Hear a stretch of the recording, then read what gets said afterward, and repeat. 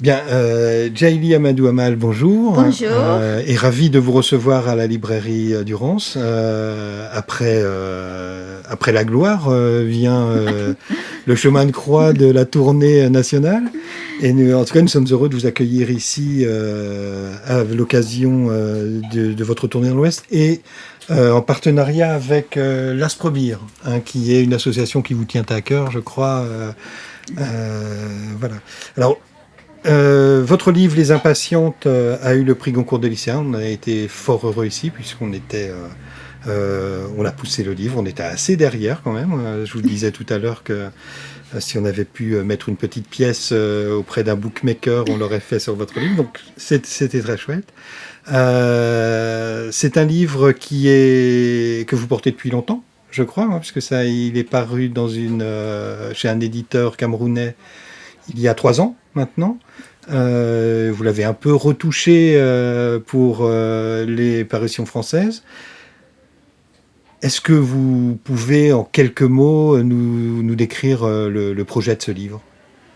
Eh bien, voilà, vous l'avez dit, c'est un roman que j'ai écrit en 2017, publié aux éditions Proximité au Cameroun et coédité dans plusieurs pays, une dizaine de pays en Afrique, avec des maisons d'édition africaines de ces pays-là à chaque fois pour faciliter la distribution du livre en Afrique.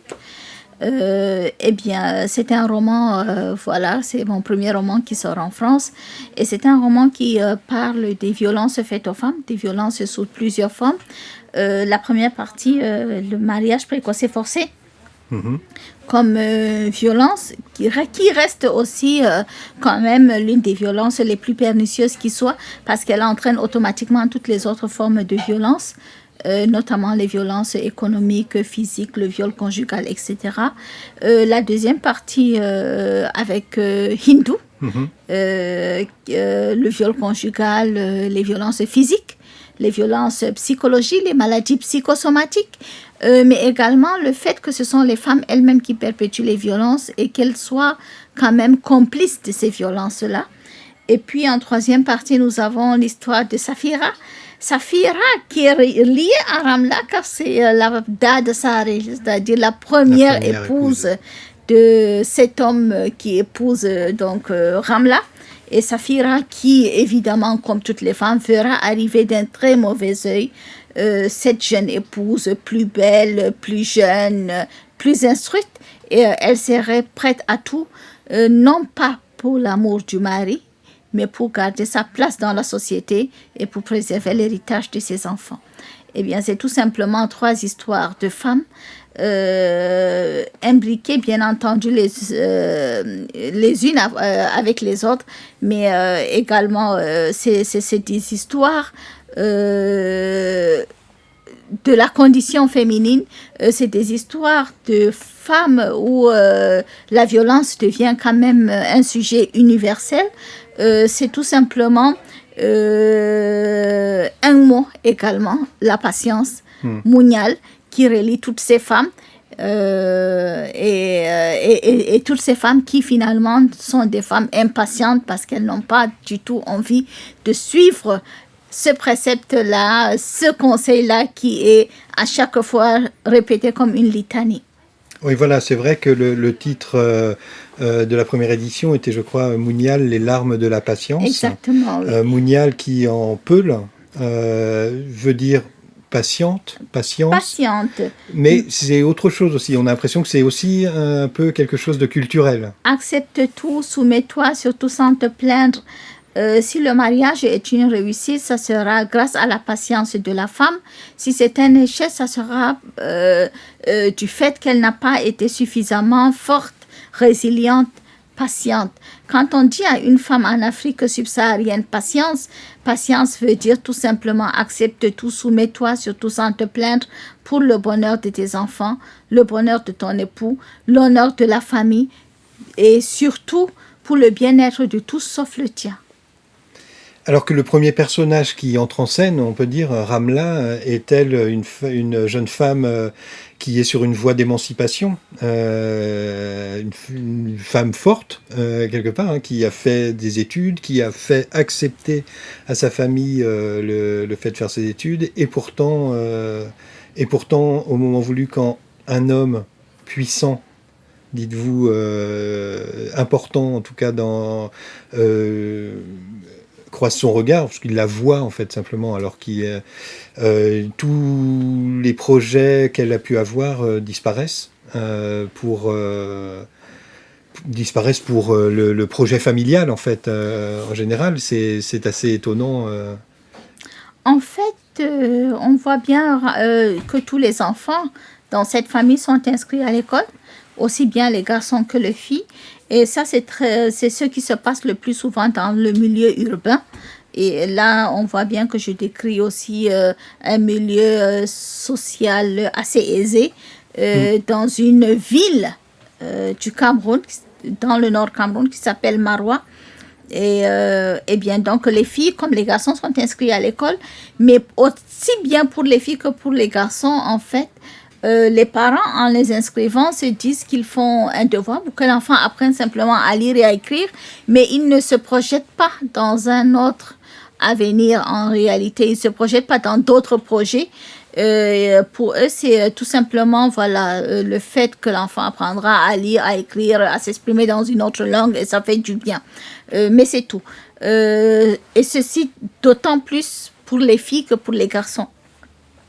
On attend des filles tout simplement à ce qu'elles continuent à se conformer à ce que la société attend d'elles, c'est-à-dire être des bonnes épouses, savoir tenir une maison, avoir des enfants, savoir les élever, c'est tout. Pour les hommes, apprendre un métier, surtout le commerce, être des bons commerçants, pouvoir être des bons pères de famille, etc. Et donc là, nous avons Ramla qui a envie d'être pharmacienne, qui sait que pour y arriver, il faut qu'elle puisse continuer ses études au-delà du lycée, que ce soit qu'elle aille aussi à l'université et tout ça, qui est consciente que c'est un rêve pratiquement inaccessible parce qu'on est dans une petite ville où il n'y a pas d'études supérieures possibles, mais également parce qu'elle est une femme et que depuis qu'elle est au collège, voire depuis qu'elle est à l'école primaire, elle a des prétendants et qu'on la demande en mariage et qu'à chaque fois, il y a toutes les femmes de la famille, sa mère, les coépouses de sa mère, mais également ses tantes, sa grand-mère et finalement, c'est toute la société, toute la gente féminine qui la pousse à accepter les uns et les autres qui viennent. Et donc elle tombe amoureuse d'un ami de son frère qui fait des études en Tunisie et puis elle se dit mais voilà, c'est l'évasion, c'est la possibilité d'un autre monde, d'une vision d'une vie moderne avec quelqu'un qu'on aime, on sera un couple instruit, qui travaille, qui aura des enfants, etc. Et puis et puis son oncle décide de la donner en mariage. Il faut savoir qu'en Afrique, l'enfant n'est pas que l'enfant de sa famille, de ses parents. L'enfant est l'enfant de toute la famille et de toute la communauté. Donc, chacun des oncles de Ramla pouvait décider de la donner en mariage. Et évidemment, elle n'avait pas son mot à dire puisque la pudeur et le Pulaar, qui est l'ensemble des valeurs qui régissent la vie des peuples. Mais finalement, c'est des valeurs qui régissent la vie de tous les Africains, où on a le culte pratiquement de l'aîné, des parents, etc. Et où on ne peut pas dire non en face. Et donc, le fait que l'oncle décide de donner Ramla, qui est la fille de son frère, en mariage, même le père, en réalité, doit s'aligner à ce que veut son frère, tout simplement par pudeur et pour ne pas le froisser. Et finalement, par conformisme, on va tout simplement se dire, bon, je patiente. Donc, ce mot encore, patience. Oui, oui. et aussi c'est cédé souvent à une pression sociale. Aujourd'hui, on sent que c'est un livre de combat, un petit peu. Je sais que vous êtes aussi président d'une association qui s'appelle Femmes du Sahel, qui œuvre pour l'émancipation des jeunes filles. Hein. Je crois que vous vous occupez beaucoup des plus jeunes filles. Est-ce que ce livre, comme les deux précédents livres qui ne sont pas parus en France d'ailleurs, traitaient aussi du mariage forcé, est-ce que ce livre est une pierre dans un combat que vous menez ? Eh bien oui, j'ai toujours fait de la littérature engagée et pour ma part, je pense que la littérature peut aussi être le moyen de pouvoir faire avancer les choses qui nous tiennent à cœur. Donc c'est pour cela que personnellement j'écris et c'est pour une cause bien précise, la défense des droits des femmes. J'ai créé mon association après la publication de mon premier roman, histoire de mettre vraiment du concret sur le terrain. Et donc, voilà, l'association Femmes du Sahel est une association apolitique à but non lucratif qui scolarise les petites filles tout d'abord en prenant en charge totalement leur scolarité. Donc, nous avons entre 300 et 400 enfants depuis 8 ans qui sont totalement pris en charge par l'association sur le plan scolaire. Nous créons également des petites bibliothèques scolaires, surtout pour les écoles primaires et dans le milieu rural. Donc, il s'agit de mettre des livres dans des caisses et de les envoyer dans les villages les plus reculés où l'enfant peut finir son cycle primaire sans avoir jamais vu un livre de sa vie. Je ne dis pas lu un livre, je dis vu un livre. Et donc, il est important. Moi, je pense que c'est la littérature qui m'a sauvé la vie. Et il est important d'envoyer des livres aux enfants pour qu'ils puissent avoir du rêve. Nous, on a fait une enquête sur le terrain. Et quand on demande aux petits garçons qu'est-ce que tu veux être et qu'ils n'ont jamais lu, en fait, le plus ambitieux dira je veux être chauffeur.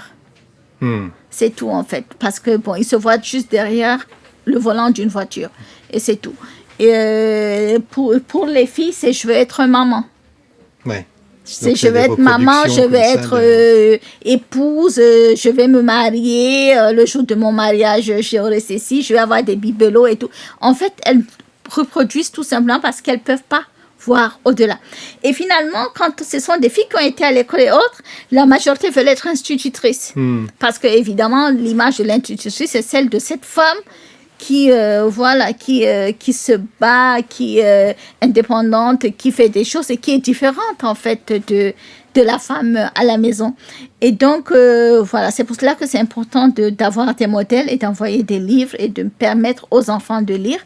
Et puis, nous faisons beaucoup de sensibilisation et de causeries éducatives dans les collèges, dans les lycées.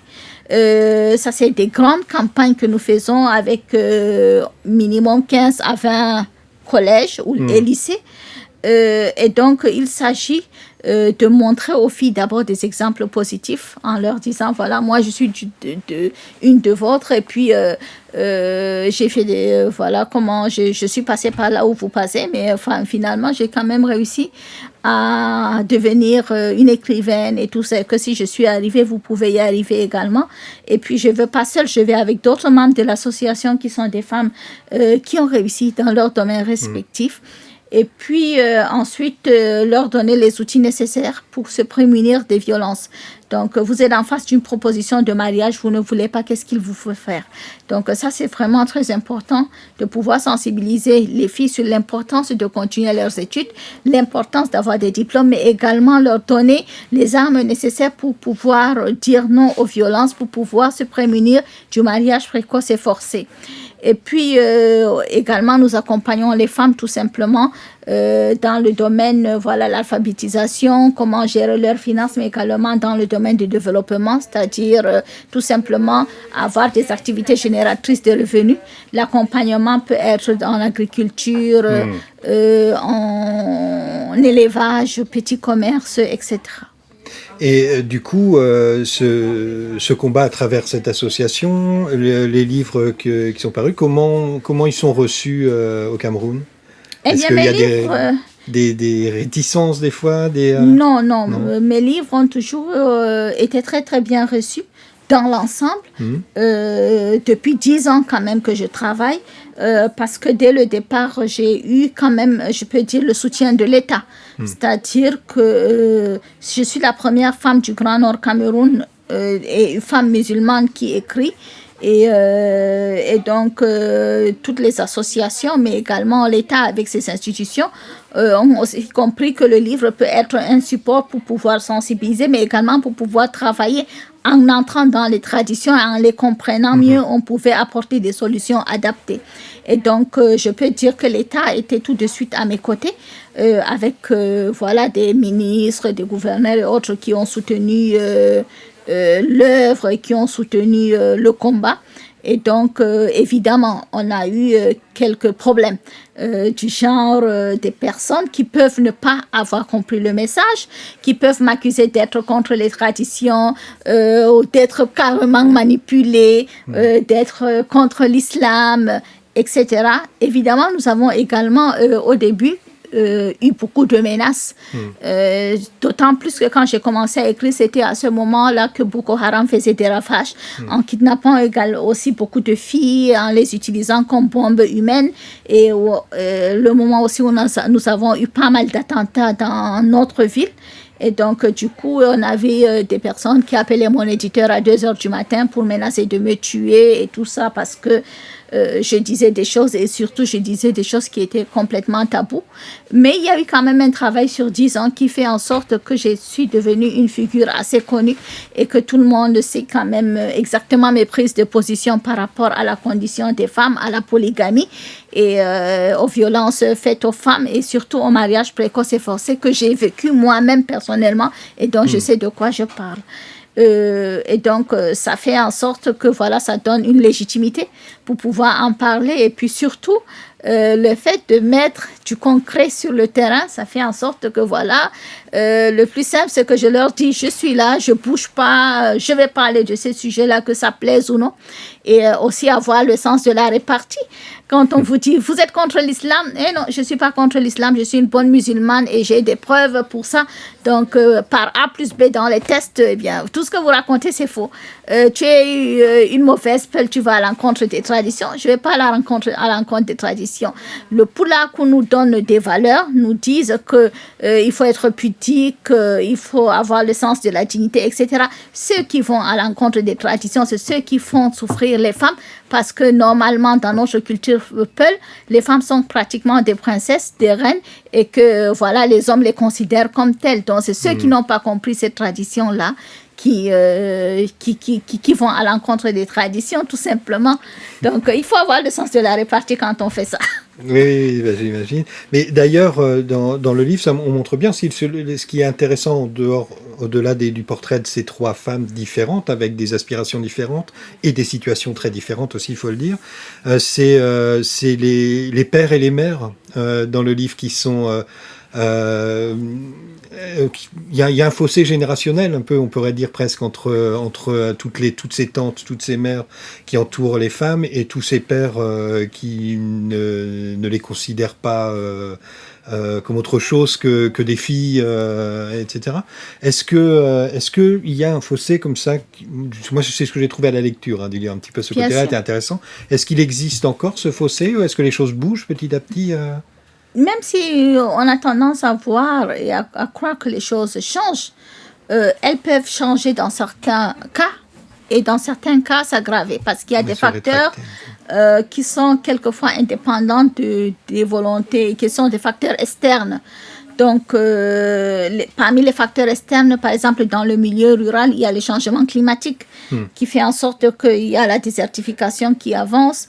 Et donc, conséquence, il ne plaît pas. Conséquence, il y a la famine et la précarité qui s'installent. Conséquence, il faut marier les filles un peu pour les mettre à l'abri ou pour s'en débarrasser ou se délester de quelque chose. Donc ça, c'est des facteurs externes ou alors des facteurs comme le climat sécuritaire ou évidemment quand on a des groupes terroristes et assimilés qui font des incursions dans des villages, évidemment, les filles sont enlevées, les filles sont utilisées comme bombes humaines, mais également comme esclaves sexuels, etc. Quelquefois, on voit même Nous, on a vu l'année dernière au Cameroun où Boko Haram a fait une incursion dans un village et pour punir les hommes de n'avoir pas suffisamment gardé de récolte pour ces groupes-là, ils ont coupé les oreilles des femmes. Donc, c'est toujours les femmes qui triment en fait quand il y a des problèmes sécuritaires. Et donc, évidemment, les parents, en ce moment-là, il y aura une recrudescence de mariage précoce parce qu'il faut mettre les filles à l'abri. Donc, ça, c'est des facteurs, par exemple, externes qui aggravent la condition des femmes. Mais évidemment, par rapport à ce dont on parlait tout à l'heure, le fossé générationnel, il faut dire que tous les parents aiment leurs enfants. Aucun parent au monde ne déteste son enfant.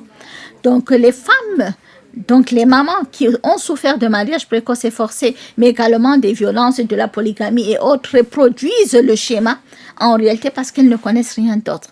C'est-à-dire qu'elles ont été élevées de telle manière, on leur a inculqué certaines valeurs et elles vont reproduire ça sans se poser de questions parce qu'elles ne savent pas autre chose et c'est parce qu'elles ne peuvent pas se projeter dans autre chose. Et pour les pères, c'est la même chose en fait. Et donc, du coup, quand on voit dans le roman la famille de Ramla ou celle de Hindu qui utilisent ces filles et qui demandent à leurs filles tout simplement d'être patientes et d'accepter ce qu'on impose, c'est-à-dire finalement aussi bien que le père, les oncles ou les tantes et les mamans ne sont vraiment contre ces filles et ne veulent faire souffrir ces filles. Elles sont en train simplement de reproduire et c'est pour cela que je dis que les violences faites aux femmes sont généralement perpétuées par les femmes elles-mêmes parce qu'on voit très bien le schéma des mamans qui reproduisent les violences et qui demandent à leurs filles tout simplement, qui en ont souffert, mais qui demandent à leurs filles tout simplement d'être patientes et résilientes parce que c'est ce qu'elles ont été et que l'image pour elles finalement d'une femme accomplie, c'est cette femme-là qui accepte tout et qui supporte comme elles l'ont fait. Très bien. Mais en tout cas, moi j'incite tout le monde à lire Les Impatientes, qui est un très beau livre parce que justement c'est un moyen de casser peut-être cette chaîne continue d'une reproduction toujours à l'identique. Merci Djaïli Amadou Amal, merci pour cet entretien. Eh bien, merci beaucoup de m'avoir invité. J'ai adoré votre librairie. J'espère revenir encore en Nantes. Et merci aussi pour tout le travail que vous faites et tout ce que vous avez fait bien avant que le livre ait gagné le prix Goncourt des lycéens. Et c'est ça qui est important aussi. Ceux qui vous soutiennent quand vous n'êtes rien et qui continuent de vous soutenir aussi. Merci de soutenir les femmes. Je vous en prie, c'est vraiment un plaisir. Je pense qu'on mettra l'adresse de l'association pour si quelqu'un veut aller chercher plus avant, aider, ou je pense que c'est possible. Bien sûr, femmesdusahel.org, tout simplement. Voilà, vous trouverez ça sous ce petit film. Merci. Merci beaucoup et à très bientôt. À bientôt. Et bonne lecture.